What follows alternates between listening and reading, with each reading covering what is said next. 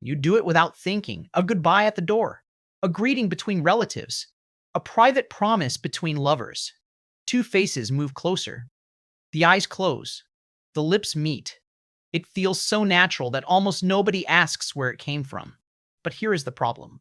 Archaeologists can uncover a spear point, a cooking fire, a human skeleton. They can date a city wall to within a generation. They cannot excavate a kiss. A kiss leaves no blade, no bone, no footprint in ash.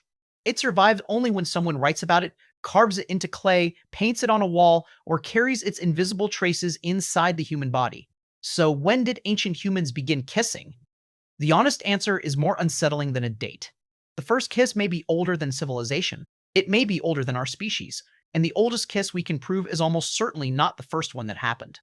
Today, kissing appears everywhere. In weddings, in films, in religious ceremonies, in political greetings, in the quiet routines of families. But these kisses do not all mean the same thing. A kiss can signal desire, loyalty, submission, peace, betrayal, status, reconciliation. Peace, betrayal, status, reconciliation. Sometimes it begins a relationship, sometimes it seals a contract, sometimes it spreads disease. And for much of history, the person you kissed, the place you kissed them, and the part of the body you touched could reveal exactly where you stood in society. To find the beginning, we have to travel beyond written history, far beyond kings, temples, and cities, into a world where no one recorded love. Scientists studying primates have long noticed behaviors that resemble kissing. Chimpanzees sometimes use mouth-to-mouth contact after conflict. Bonobos use intimate contact in both social and sexual situations.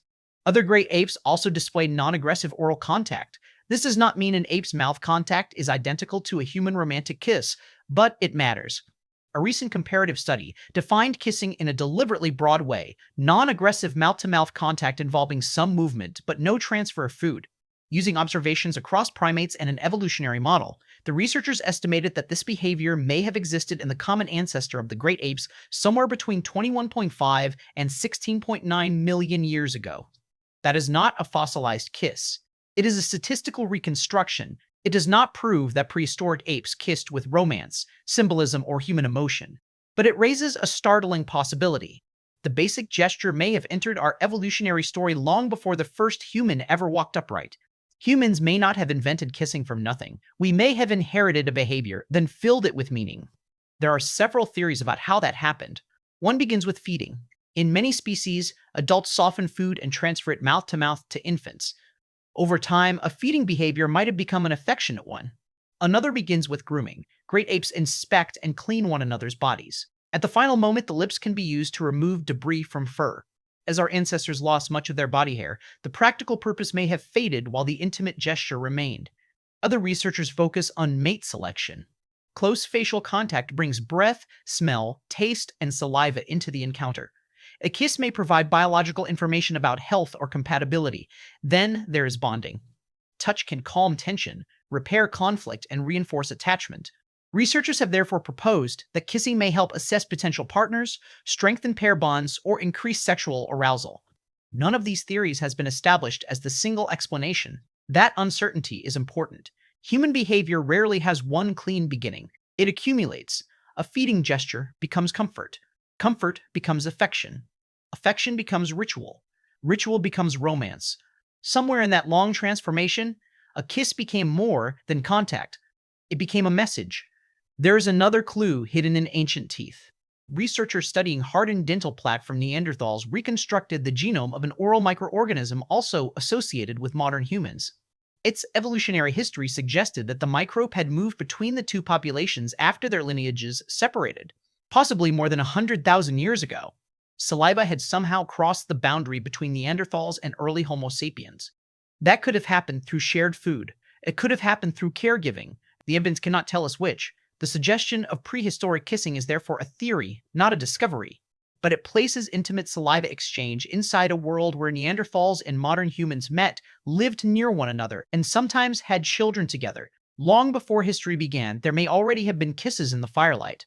Then, around the late 4th millennium BCE, something changed. Humans began to write. In Mesopotamia, scribes pressed reed-shaped marks into wet clay. They recorded grain, debts, land, prayers, medicine, myths, marriages, and desire. and suddenly the kiss entered the historical record. For many years, popular histories pointed to ancient South Asia around 1500 BCE as the location of the earliest literary evidence for romantic kissing. But overlooked material from Mesopotamia pushed the documented history back roughly 1,000 years. Cuneiform sources from the region of modern Iraq and Syria describe kissing from at least 2500 BCE. A verb designating a kiss appears around the 24th century BCE. The surviving texts connect kissing with family affection, submission, respect, and erotic contact focused on the lips. This is the earliest secure written evidence we currently possess, not the first kiss. The first kiss caught my writing, and what those tablets reveal is not a strange new fashion. Kissing already appears ordinary. In early Sumerian literature, it appears beside erotic acts. In Akkadian texts, it belongs to marriage, family, friendship, reverence, and sexual desire. By around 1800 BCE, the evidence becomes even more personal. One text describes a married woman nearly being led astray by another man's kiss. Another describes an unmarried woman swearing that she will not kiss or have sex with a particular man. These are not instructions explaining a new behavior. They are rules controlling a familiar one. That distinction matters. A society does not regulate an act unless people already understand its power. The Mesopotamian kiss could cross a boundary between marriage and adultery. It could expose desire. It could threaten reputation. Public erotic kissing was discouraged. Kissing a person whose religious position demanded sexual restriction could be surrounded by supernatural warnings. At the same time, mothers kissed children. Friends kissed one another. Worshippers kissed feet or the ground to express submission. Kissing even appeared in rituals connected with healing and divine restoration. One gesture, many meanings. And behind those meanings stood the structure of the first cities. Mesopotamia was a world of temples, palaces, households, inheritance, labor, and rank. Intimacy was never entirely private. Marriage affected property. Adultery affected legitimacy. Family alliances affected wealth. A kiss could therefore become social evidence, a small act with economic consequences. Archaeology adds a visual fragment to the written record. A clay model from Mesopotamia dated to around 1800 BCE shows a nude couple on a bed apparently kissing during sex. It is direct, human, and strangely modern. But even this image arrives thousands of years after the possible beginnings of the behavior. Writing does not show us when kissing started. It shows us when complex societies began preserving the rules around it. Evidence from ancient Egypt suggests that mouth-to-mouth kissing was also known by at least the 3rd millennium BCE, but ancient images are difficult to interpret. Faces shown close together may represent kissing, smelling, breathing, or symbolic intimacy. Historians must resist turning every touching nose into a modern kiss. The silence of evidence is not evidence of silence. People can kiss for generations without carving it into stone. But a 2nd millennium BCE references also appear in South Asian traditions. Early Sanskrit passages have been interpreted as descriptions of lovers pressing mouths together, licking or breathing into one another.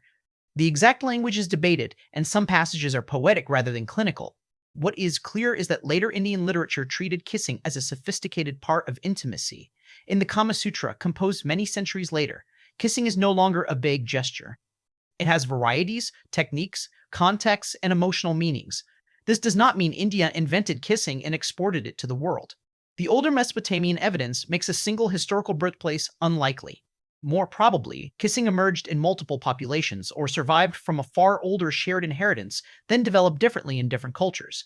As trade routes connected cities, customs also traveled. Merchants moved metals, spices, textiles, stories, gods, diseases, and habits across enormous distances. A gesture could spread without leaving a shipping record. Yet kissing did not become identical everywhere. In the Persian world, the Greek historian Herodotus described greeting customs shaped by rank. According to his account, social equals kissed on the mouth. A person of slightly lower status was kissed on the cheek. Greater inequality demanded an act of submission. The kiss had become a map of hierarchy. Where the lips landed told society who was equal to whom.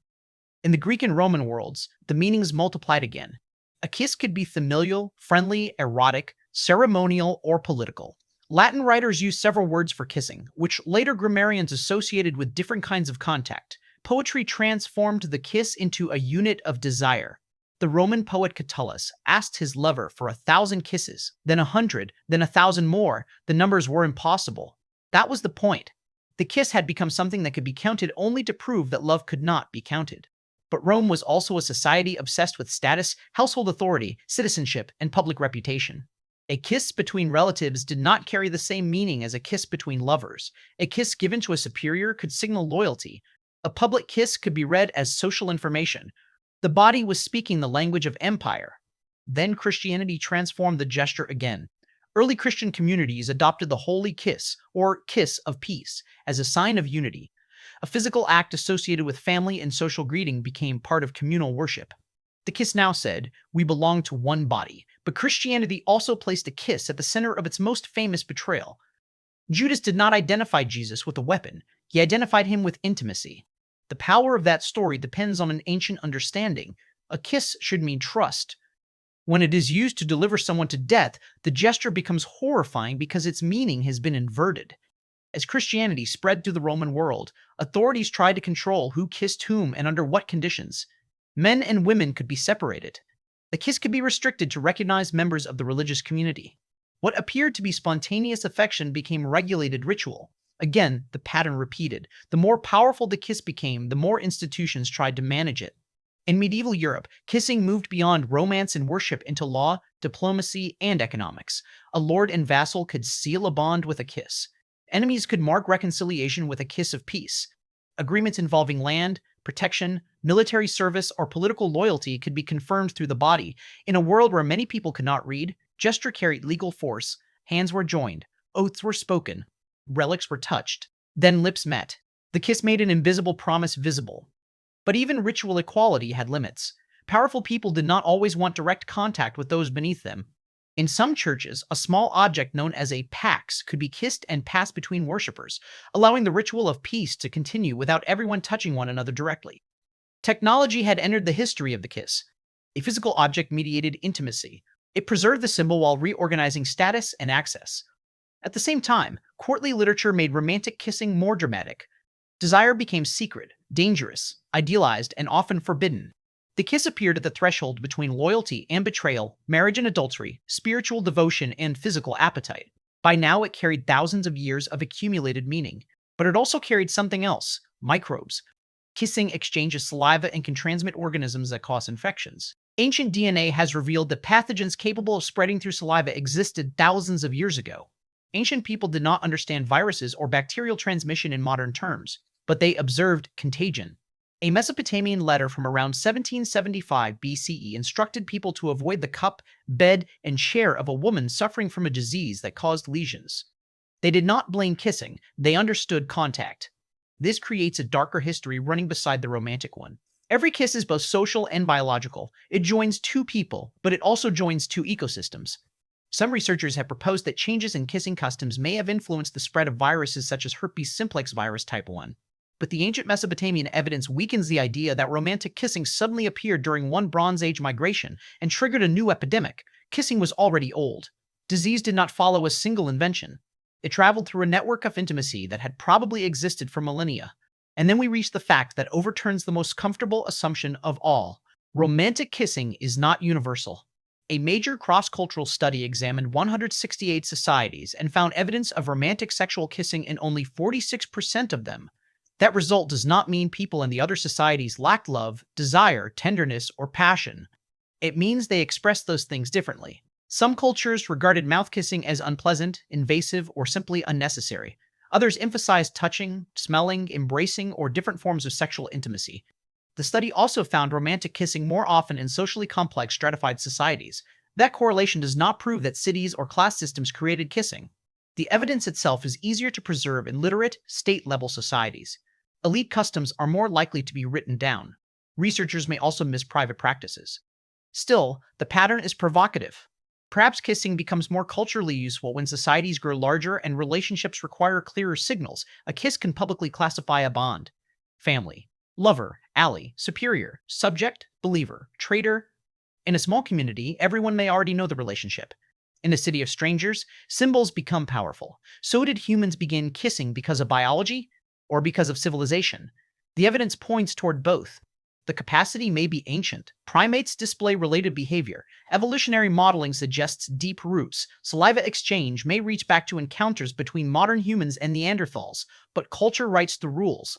Culture decides whether a kiss is romantic, respectful, sacred, shameful, public, private, equal, or forbidden. Biology may provide the gesture. Society provides the script. That is why the question, when did humans start kissing, has two answers.